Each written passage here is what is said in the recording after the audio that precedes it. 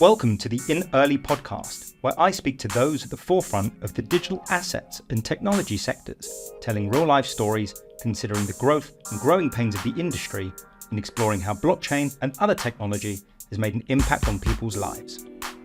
My name is Matt Green, and I head up blockchain, digital assets, and technology disputes at law firm Lawrence Stevens. This week, I speak to Harry Donnelly, founder of Circuit, a platform that enables the extraction of crypto assets following a key loss, hack, or custody failure. Using automatic asset extraction, this software prevents misappropriations, sitting alongside key-based recovery systems. I hope you enjoy. Harry, welcome. Thank you.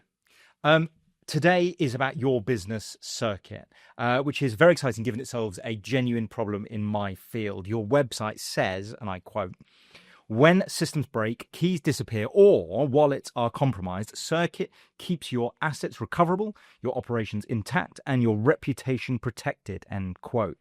Tell us about the concept of Circuit. What's the problem and what's the solution? It's a great quote. From your own website. From my own website, exactly. Wasn't me. What is the concept of Circuit? The Circuit is built to solve what we think is one of the biggest problems in crypto today, which is catastrophic operational losses. We still lose billions and billions of dollars every year.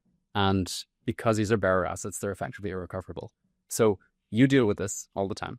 You have to basically go after the fact and try and hunt things down. And you know how difficult it is and how it often doesn't work. So we said, well, it'd be much better to stop it before it happened. Preventative. Effectively preventative, and being able to respond to these incidents in real time without having to give additional burdens of trust to other people.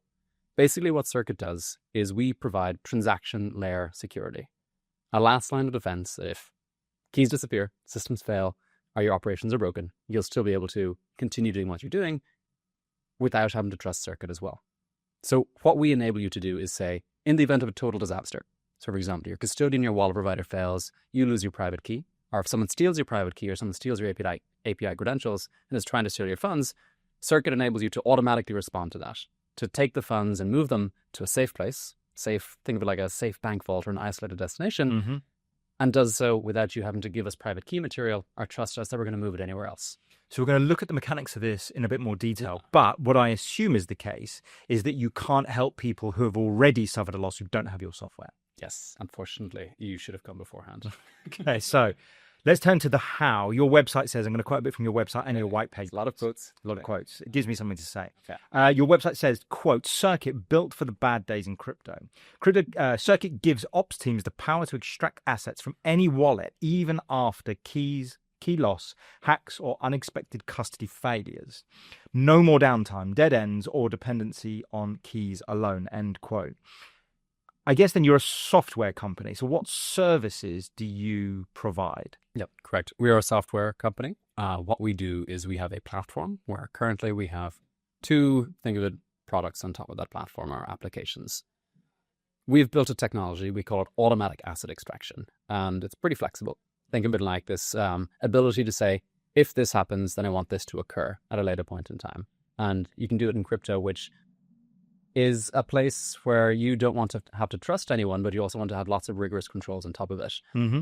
So we enable you to say, for our recovery product, if you're an institution and you have a wallet provider like a Fireblocks, and Fireblocks goes down, you're kind of stuck because all of your operations run from a Fireblocks. So if you're an exchange, your customers are saying, hey, where's our funds? We can't withdraw. What are we going to do? Is this FTX again? Yeah, the operation ceases entirely. It just ceases entirely. If you're a payment provider, all of your customers are saying, where's our funds? You said you'd send them to us. This is crypto. It's instant settlement. What's happening?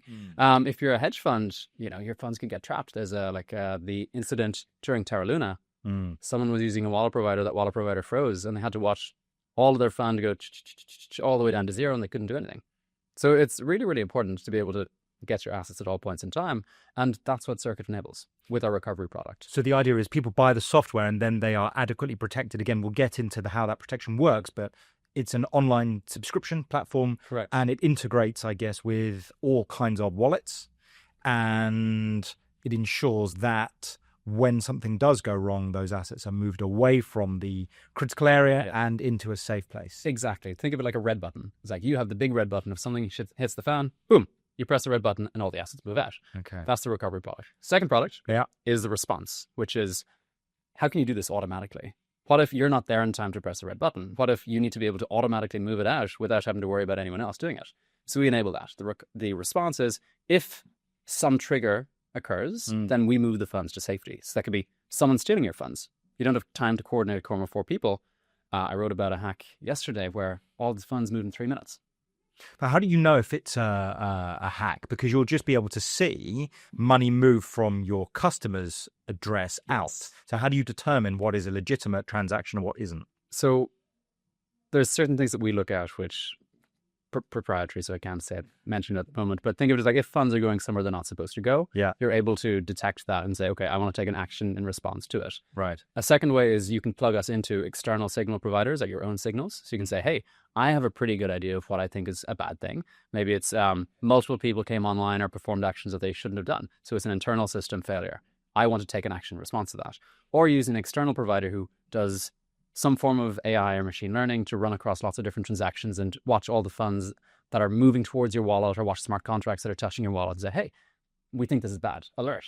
And instead of just saying alert, alert, alert, you should check it out, it's alert, move the funds to safety. Right. So for the benefit of my dad, who I know is certainly someone who listens, let's break it down a little bit more. So if there is a issue criteria, if I as the customer say, if certain things happen, if a load of people log in at one time, or it appears that there is an AI bot of some kind, I want you, Circuit, to automatically move my assets. I don't want to press the red button myself. I want you to do it for me. Yeah, exactly. I think a nice analogy is, imagine you have a fire alarm and you press that fire alarm. The fire alarm is going to say, hey, there's a fire, there's a fire, there's a fire.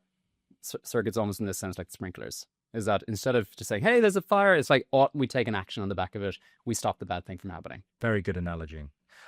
You mentioned this, and I'm going to talk a little bit about this now. Your white paper, which was very good, refers to a term you've coined. You put a little TM next to it. It's not registered trademark, but you're looking to register it. Or it's called automatic asset extraction, which you referred to already. Yes. The paper notes, and I quote, "What's needed is a security model that separates recovery from key availability, not to replace key-based systems, but to reinforce them. This white paper introduces automatic asset extraction, a transaction layer failsafe that functions independently of the primary key infrastructure. AAE enables assets to move from danger to safety without requiring access to compromised or inaccessible keys, filling the critical response gap left open by current systems. This means institutions can act before initiation, I think I might have typed that out, before initial risky or time-consuming key recovery processes, often avoiding the need for them altogether," end quote. So tell us what this is all about in a nutshell. I know you've sort of mentioned it a little bit, but let's expand on that a little bit. Again, think of my dad who's listening going, what on earth are they talking about? He's totally right. What are they talking about? It's also funny hearing people read out what you've written. I think what we have created is effectively like this last line of defense. We talked about key-based recovery systems. Ultimately, all of crypto security is right now mostly predicated on the fact that we keep your private key secure. Mm-hmm. So if you think of like how security has progressed, we started with a private key, and then people said, okay, leaving it just as a private key is probably pretty bad, because if anyone finds it, they can just take all the money automatically. So then it moved towards multi-signature. So it's like, okay, multiple people have to have the private key. But then they said, okay, next is MPC, is that we take this multi-signature scheme and then we use cryptographic magic to make sure that each part of it is indistinguishable from any other, so that you can't get more information to bring it together. And that's kind of where we're at the moment. There's kind of variants and flavors of different types of MPC which are evolving, but it's still based on private keys. If this fails, if someone gets access to your private key, you're done, effectively. And if you lose access to your private key, or you lose it entirely, or you lose the ability to access it because the custodian or the person who's holding it for you goes down. Like your FTX? Like your FTX, or more specifically, like a Prime Vault. If you're familiar with Prime Vault, they were a custodian in the US who failed entirely. Your assets are trapped and you can't get them. And so what we enable is not to replace this, because you don't want to tell everyone, rip out all of your existing infrastructure and just use us instead. Because people love the system as well. People love their systems. People don't want to do this. Like, it'd be the worst thing ever for me to say, hey, can you redesign everything? Yeah. Redesign everything. No, we say, okay, we'll meet you where you're at, and we can, greater than or equal to, make your security better. We don't want to diminish it in any way, but we can actually improve it. And so what automatic extraction is this transaction layer, failsafe, as mentioned. We create, store, and manage pre-signed transactions. Mm-hmm. So whenever you want to do an action on a blockchain, you need to sign something, you need to broadcast it. Sign, broadcast, sign, broadcast. Mostly when you think about it, you don't think about separating out of these different parts. It happens automatically. What we do is we do separate it out. We sign something. So we say, okay, we've given it a cryptographic stamp so that the blockchain will accept it and knows it's from us, but we haven't yet broadcast it, which means we haven't given it to the blockchain to cause an action to happen, which is generally moving funds from wallet address A to wallet address B. Because we've signed it, we can still use it at a later point in time, which means that if you lose access to your keys, or if you want to take an action, you have this pre-created instruction that enables you to do so.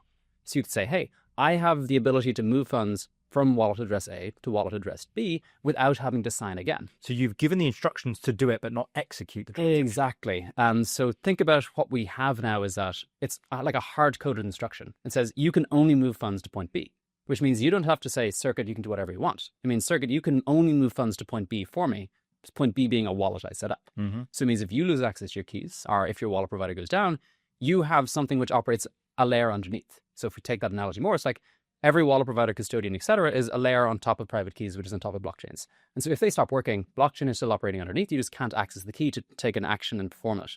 So what we've done is we've gone through this ahead of time, signed it, so now we can effectively bypass it in the event of disaster to then take the action to move the funds out to a different wallet which is still operating.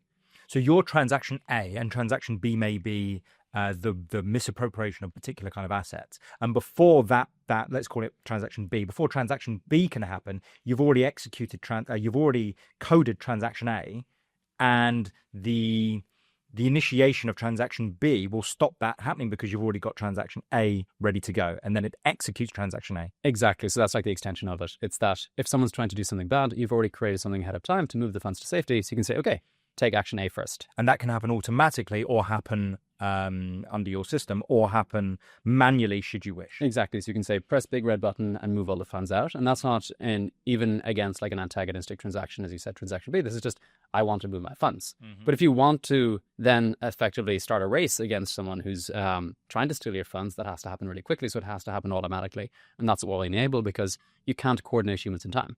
Like if you're sitting here, someone's in Singapore, someone's in America, you need to all coordinate together. Maybe you'll need to come in person. It's not going to work. It's not going to work, basically. So we enable you to say ahead of time, I want to do this. And then when the thing happens, then you can take the action automatically without having to worry about, are we all going to be in line for it? It just sets up the exit path and then triggers it to move the funds to safety. And where do you move the funds to? Do you have a provider? Do you have a custody provider? We are agnostic to that. So we ultimately, most of the institutions we work with have multiple different wallet infrastructures set up. They might have some of them have up to 5 different wallet providers or custodians. And so what we effectively enable is we remove any aggregation or concentration risk between them. If one goes down, move the funds out to another. And so we just kind of think of it like connect all of these different providers together. So you're always able to get the funds out. And let's sort of take a step back, right? And let's identify some of the problems. The paper, your white paper, talks about the limits of key-based recovery, which you've spoken a little bit about. Yeah. As recommended by, and you put this in, I quite liked it, the National Institute of Standards and Technology, they define the key-based recovery system as identify 1, protect 2, detect 3, respond 4, and recover 5. Tell us what key-based recovery is, again, for the layperson, and then why that system is limited or why it may fail in this instance. Cool. I'll just clarify. So it's the NEST CSF cybersecurity framework for this, and it's not specifically applied to crypto. This is just us applying it to crypto and saying, hey, it actually does. Oh, I see. Okay. So this is actually for traditional cybersecurity, but the White House actually just recently called to action, hey, can someone apply NEST frameworks? So we wrote a piece. So if anyone wants to learn about it, we put this out together. Key-based recovery is how people generally approach recovery at the moment, and it can be either done internally or you can use a third party for part of it. Effectively, what it is saying, okay, we talked about this disaster situation. Imagine I have a wallet provider, let's say a Fireblocks or Defense or Utila or some other provider like that, and they've stopped working. And I need to get my funds out, and given they're not a true custodian, they've given me the ability to do so. They have something called a recovery package. This recovery package is effectively a way to reconstitute your private key. You can give this recovery package to a third party. So there's a number of providers who do this, and what they'll do is they'll store it for you, and if something bad happens, you'll call them up and they'll hand it back to you. But once you have that back, you then have to decrypt it. So you have to have had a separate private key somewhere else to decrypt it. Then you need to reconstitute the private key, so that now you have the private key in raw form. It's basically, a string of numbers that is exact, a string of numbers, letters, etc. That is exactly it is. Then you need to go and derive all the different wallets that are underneath it. So you say, hey, I had 100 wallets in this account, so I need to find every single one. And then you need to go and say, okay, well, I'm not going to just leave it in raw private key form and keep it on a napkin forever. I'm going to have to move it to another wallet. So you then have to say, from this wallet, create a transaction, move it to this wallet. Wallet B, wallet C, wallet D, et cetera, move all the way down. As you can see, that is labor intensive, timely, but it's also just like it's happening at the worst possible time, which is when your business is down and your customers are saying, where's our money? What's happening, guys? And the entire team is looking at you and saying, guys, we can't do anything until this happens. And so one, it's a big security risk because it creates a single point of failure. The whole reason for using things like MPC is that you never create a single point of failure. This enables you to, or key-based recovery means you have to reconstitute the private key, which means you have to create the single point of failure, which means at that point, who's doing it is probably some form of engineer on your team. Or an operations person is not one of the executives. They can just take it and run. And once you're dealing with very, very large operations, there's potentially billions of dollars left on these keys, which is not a hazard you want to have. It's also very manual. Ultimately, it can take potentially hours to go and do this process. And it kills your workspace effectively that you're using for whatever wallet provider you're doing, because you're going to have to make a new one because you're not going to be able to reuse it again because you've created this private key and taken it out. So it's not great, ultimately. Well, Bybit, from listening to the way you've described it, this sounds like what happened with Bybit. It's not, but I'm happy to talk about. Yeah, go on. Would you like me to? Yeah, help me out. Okay. With Bybit, what happened with Bybit is basically there was a front-end compromise. So for people who aren't familiar, Bybit was hacked in February of this year. $1.4 billion was lost. Which is kind of crazy. And it was North Korea, Lazarus Group, which took the funds. What they did is they were able to hack safe wallets, the front end that was used to showcase the transaction they were signing. And what they did is they got the Bybit folks to sign a transaction that they didn't think they were signing. That transaction handed over control of the wallets with 1.4 billion to North Korea. They then subsequently used that to drain all of the wallets and take the funds out. It's a little bit different to this. So that was the key-based recovery is in a disaster of the wallet provider failing and you having to try and reconstitute the keys to get the funds out, versus that was signing over control to someone else who could then use it to drain all the funds. If we go back to key-based recovery and where Circuit fits in, Circuit said, look, that's not a great solution and ultimately people aren't particularly happy with it. What if instead of having to do that process, you get to the same end result, which is we're going to have to move the funds to a backup wallet. That's what you want to get to. Man, you just had a red button, you press the red button, that automatically goes. And so then you don't have to deal with all the hassle and manual process in the middle and the security risk as well. Just ships across. Well, let's turn to the mechanics of the AAE. Your paper also notes, quote, it is transaction-level safeguard designed to operate alongside existing infrastructure. Its core innovation is the ability to pre-generate, authorize, and store dormant blockchain transactions that can broadcast automatically or through independent control paths, end quote. So what does this all mean? Let's go through it step by step. Let's take an example. There's two large ones, really, isn't there? Someone's lost their private keys or someone's been hacked. Yeah. Let's use one of those and let's run through that process. Cool. So we'll use the lost private keys as the recovery example. So before you lose the keys, you should have come to us and set this up. Basically, what we'll do is we will set up, think of it like infrastructure, which is constantly watching your wallet. Every 15 seconds or so, we'll check what your wallet balance is. And if we see a change to your wallet balance, we'll create a pre-signed instruction to sweep all the funds across. When I talk about a pre-signed instruction previously, we thought about it like a static thing. It's one and done. In reality, it's constantly changing all the time because people are performing actions. Every single time you take an action or move or change your balance, the pre-signed transaction is no longer going to be valid because the account balance is going to be different again. Imagine it's like you have a bank account and we have an instruction that says move $100. And then you send $10 to your friend, but there's only $90 left. The $100 instruction movement is not going to be valid. So we've built infrastructure that's constantly monitoring, constantly creating new pre-signed transactions behind the scenes and doing so in a safe way. Every 15 seconds. Every 15 seconds. Is that enough? It depends. We can actually, for people, it's like for most people is enough. For people who really, really require it, we can move it down. Ultimately 15 seconds is arbitrary, and so yeah, we can say like every 1 second if you'd really like to do it. Fine, it costs us a little bit more. So what we do is we've done that behind the scenes. We're just constantly creating, storing, and managing these pre-signed transactions, and then encrypting them and storing them outside of your wallet provider.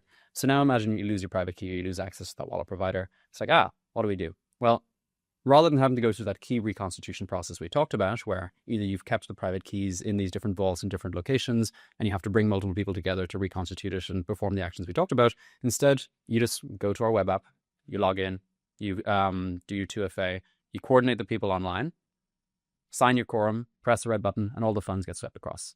So it just gives you, within minutes, the ability to just press a big red button and move all the funds to your different wallet infrastructure, and then immediately resume operations again. So you don't have to worry about my funds are trapped, I can't do anything. It's, okay, now my funds are out in this different place, and then we figure out what happened and what went wrong. But in the meantime, let's get back. You've already got the assets safe. Exactly. So in the example of, we've had clients who have wanted to extract their funds from FTX even after the process of distribution.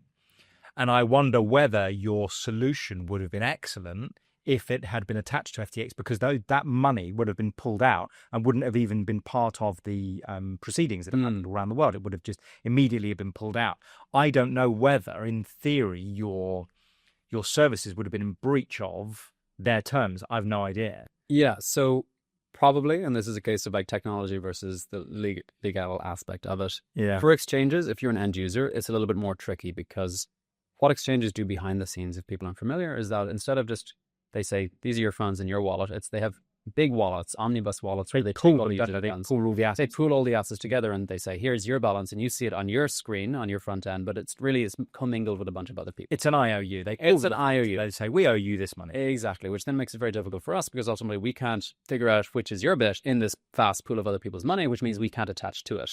So we can actually work with the exchanges behind the scenes to enable this, because ultimately it's an IOU to you, but it's their money now. And so we can say, if this wallet goes down, move it all across to here, or if someone's trying to steal this funds from your wallet, move it across to here. So how does that work within? I'm just trying to think in the context of exchanges, because you'll be able to see, let's just say, one Bitcoin move from X to your account at, say, FTX, for argument's sake. Yep. And then it was pulled. So how would your system work in relation to the customer address, or would it not? Would it work in some other way? Because if it applies to your customer address, that money then is gone out, and the balance is technically on the blockchain zero. Correct. So how does it work? So it doesn't work for the customer facing the exchange. It would work for the exchange basically doing this internally. So you're following the exact money. So you'd have to get, in that example, you'd have to get FTX to sign up to your software. So they would need to do it as they were internally, unless they were to say, we're not going to use this omnibus model. If you're, it's not going to happen for a retail user. If you're a big hedge fund or a big person who they will say, here's your segregated wallet so you can always check it, then we could enable that. But if they're using an omnibus type structure, then we can't enable it for the end user, but we can enable it for the exchange. So the exchange can use this behind the scenes to protect against those same risks. If a wallet provider fails, if the custodian fails, press the button, get the funds out. If someone's trying to steal my funds, automatically move the funds to a different destination.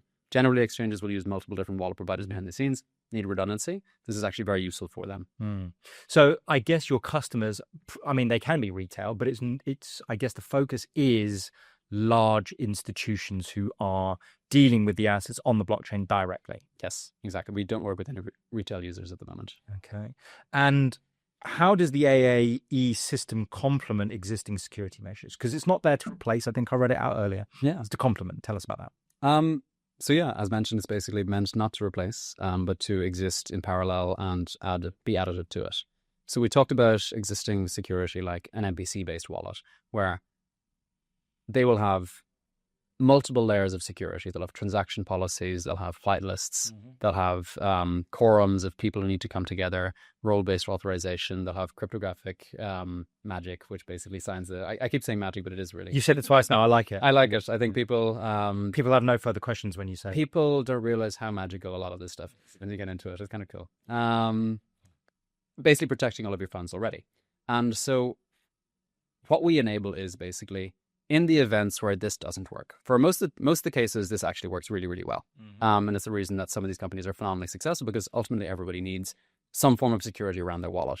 But in certain cases, it's just not going to help no matter what you do, which is if you've lost the keys.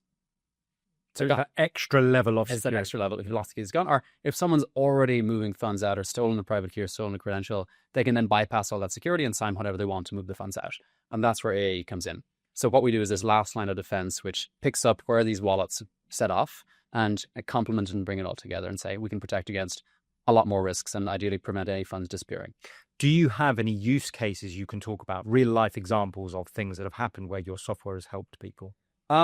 We some of the things that we talk about is we've enabled this for some retail wallets, so we don't talk about our customer cases. Yeah, no, I don't want you to talk about anything confidential. Just in theory. One of the things that we like is we enable this for some ledger devices, and so we started basically giving out seed phrases on Reddit and saying, hey, can someone help us? We've lost access to our funds. Can someone help us with this? Immediately, people start trying to steal it. I bet automatically. And being able to prevent that from occurring, which is amazing. So it means that even if you lose your seed phrase or someone's able to take access, gain access to it, you're able to take those funds out. So what you did is you did a stress test on Reddit. Effectively, we did some of the stress tests on Reddit with the retail wallets. We did a lot more, which I'm going to talk less about, but this is one of the things we did. So if there is a seed phrase on Reddit somewhere, that's probably you testing people. It got taken down, but someone had already stolen it at that point. Yeah. It's outrageous.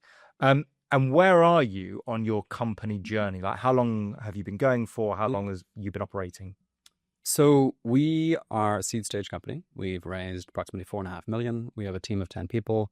We have some fantastic VCs, fantastic early customers, some of whom will be announced soon, and incredible angels, and also partners that we're working with. We've been around for approximately 2 years. We announced publicly, I think, in July of this year, so a few months ago, and subsequently since then have begun becoming a lot more visible and posting a lot more and coming in things like this to make people aware of what we're doing. So yeah, we're, I think, in a hopefully very good place. Ultimately, crypto macro regime is changing. A lot of institutions are entering the space. A lot of people are trying to get their operations set up, not just in the US, but globally. And we're effectively saying you should have this as part of it, because once you're aware of the need to remove operational risks, which if you're serious about it, you need to do it, this has to be part of your stack. So got to make more people aware, because there's a lot of capital that's going to be at risk, and if we can help protect it, then it's going to be really good. And surely your focus is on insurance, the insurance market. Those are the people you want to speak to, I would assume. Yeah, so we have been working with Lloyd's of London for the last few months. So we've gone through the Lloyd's lab. We've effectively been incubated by them. I'm going back there later today. Our offices in London are effectively there. And to your point, that's a really great avenue for us, because ultimately the things that will cause an insurer to pay out is a claim, which is someone losing their money, and we prevent claims. Effectively, we prevent them from having to pay money out to people because the event didn't happen. And so that makes the insurer more money, which makes it much more likely that they want to underwrite more risk. So it's a win-win situation. Because they're not having to pay out. They're not having to pay out because the customer doesn't have to lose the funds. I suppose the only way, in the world that I live in, the only way that your system has, unfortunately, no benefit is where a ransom is paid, because the money actually has to leave. Yeah, if the ransom, exactly. So can't help with that. Yeah, maybe in the future we'll figure out some way of doing it. But to your point, we are already starting to work with different insurers. We're one that's been announced. We're part of the Native Risk Collective, so we're part of a panel of different software solutions that enable you to get a discount on your insurance. So if you want to get a discount from Lloyd's of London insurers, we actually enable that now. We have several other large partnerships which are ideally going to be finalized and talked about pretty soon. Maybe by the time the podcast is out, we'll have announced it. But it would enable you to get ideally higher limits and a lower cost for your insurance, which then enables more people to get it. Yeah. And I assume that these services apply to all kinds of digital assets. It's not as, it may not apply to, say, Nero or something, but it made it. Yeah. So every blockchain can sign a transaction. And if we can sign a transaction, then we can create a pre-signed transaction. Some are more necessary than others, because if you're talking about tiny chain with 2 million of market cap, then it's probably not worth us doing that. And in certain cases, when we talk about, for example, tokenized assets, maybe not all of them are bearer assets. And so in that case, maybe it's not as important for you to enable the service.